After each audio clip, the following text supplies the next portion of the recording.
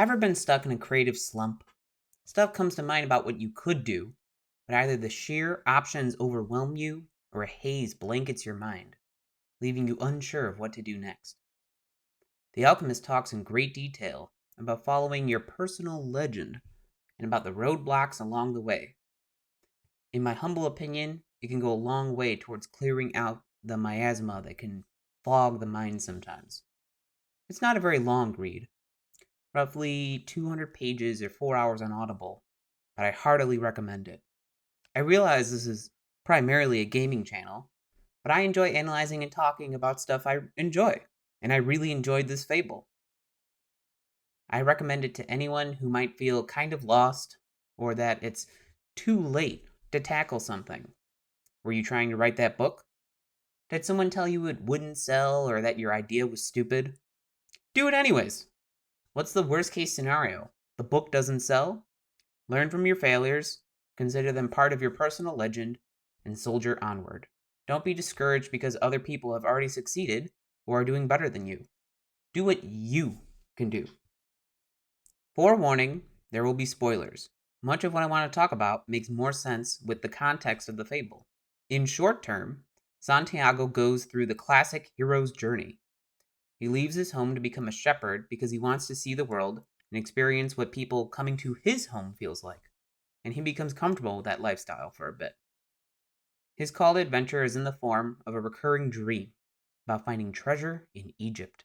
Hesitant to go all the way to Egypt over a dream, he visits a gypsy who interprets his dream for him and says to go there, but he is still doubtful and has his refusal of the call.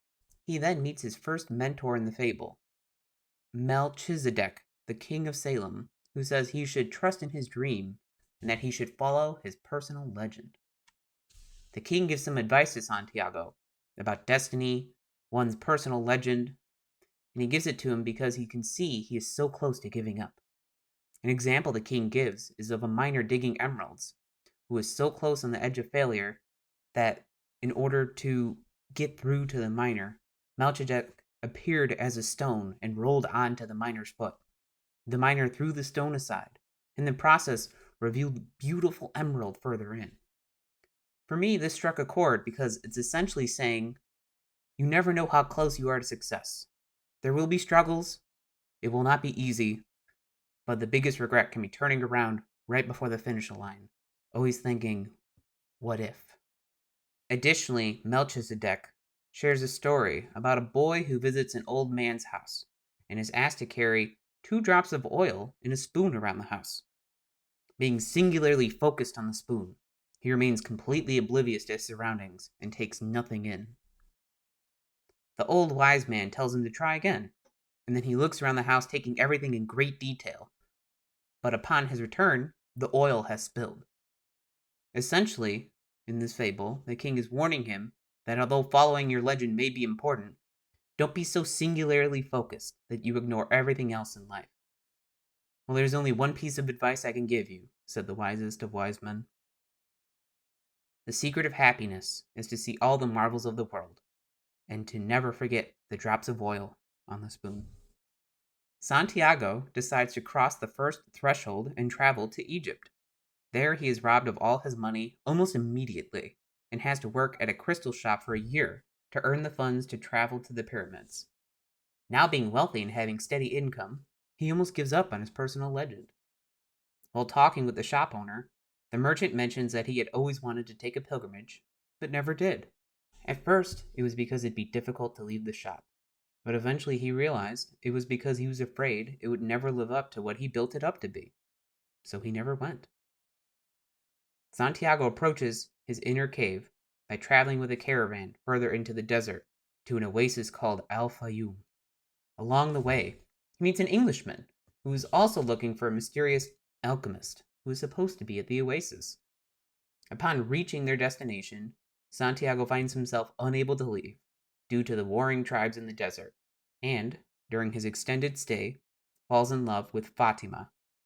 Once again, he has a dream, but in this one, the oasis is attacked. Now being more in tune with omens, he has taken this very seriously and goes to the chief, informs him of his vision, and successfully prevents the oasis a safe haven which is never supposed to be attacked during wartime, from being assaulted. The alchemist becomes aware of this and convinces Santiago to leave with him and to not once again grow complacent in chasing his personal legend. This pattern of getting comfortable really is echoed throughout the novel. Sometimes one might not do something because it's outside their comfort zone, or I already do X, I don't need to branch out. And that's not the right mindset to me. Of course, it's not good to abandon what makes you comfortable. See the man spilling the oil everywhere while taking in the sights. But don't be afraid to tackle your personal legend and try new things.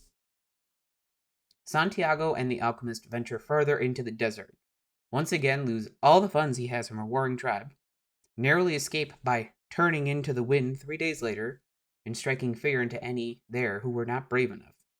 They part ways in a monastery, believing that Santiago may be robbed once more. 3 is a pattern in most fables/myths. The alchemist shows him how to make gold and leaves an extra bar at the monastery for his travel back. Gold bar in hand, Santiago approaches his final ordeal, the pyramids. As he is digging for treasure, he is brutally assaulted.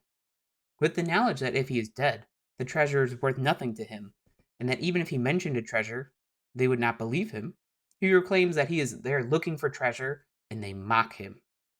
Taking pity on him, one bandit mentions how he dreamed of a treasure buried in an abandoned church in Spain where a sycamore tree grows, which you may recall actually matches Santiago's dream from earlier in the book. Santiago returns to the monastery, goes to Spain to seize his reward, and then, in the end, returns back to Fatima. By no means have I gone over everything in this book, or relayed all the lessons to learn from it, but I wanted to make a short video about it because I really, sincerely enjoyed it. It's important to follow your personal legend, to not get distracted, and to pressure onward. There will be obstacles. Maybe it's being robbed, tricked, or injured. But always remember to stoke the flames within, remain confident, focused, and work towards whatever goal you want to accomplish. With all this in mind, you'll surely come through in the end.